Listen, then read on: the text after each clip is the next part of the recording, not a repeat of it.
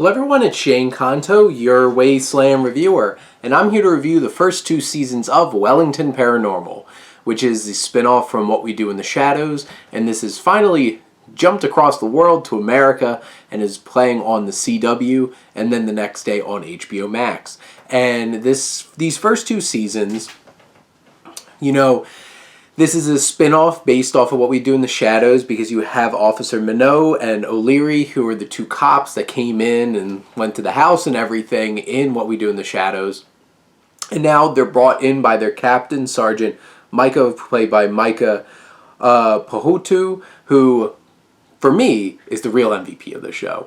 His conspiracy theories, his physicality, his just general obsession with all the supernatural and weird things going on. And, he's so much fun, and the dry wit and just general humor about this show is so great. It really vibes with me personally. And you have these three trying to take down all these strange paranormal activities going on in Wellington, New Zealand. And you have this created by Jemaine, Clement and Taika Waititi. And this is such a great extension of the film, What We Do in the Shadows, because you're able to see, what if it wasn't just vampires or even just werewolves? You see, pod people, and which they do a nice job of building off of, what happens in the first seasons going to the second season. You have possessed objects, like a possessed car. You have, crazy robots in, the season 2 finale. You have a giant sea monster. And you have all these different kinds of things going on. And they always find the awkward, silly humor. And you have Minogue, who he's just so dense about everything. And he makes some of the dumbest comments, but they're so funny, and because he's so inept and so oblivious to everything going on, it's just perfect and ripe for comedic gold. And then you have O'Leary, who she plays the straight person in this situation, who is carrying a lot of the things, but she still has her moments too.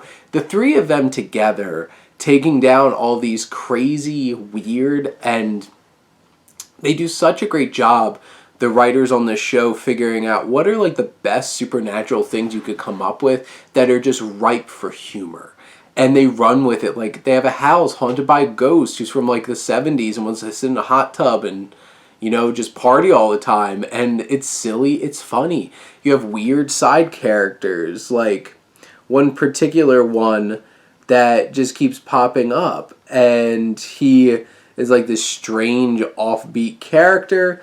You just have so many different just strange and interesting connections. There's little moments of connective tissue of world building and building the story of these three who are all involved in the paranormal investigators section of Wellington PD.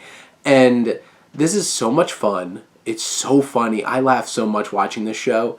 And I care about the characters because, they have a lot of heart. And you care about them. And you get to get into some of their more, personal moments. You get to meet O'Leary's mom in the season 2 finale. And that adds some layers to it. You get a little bit of insight into her life.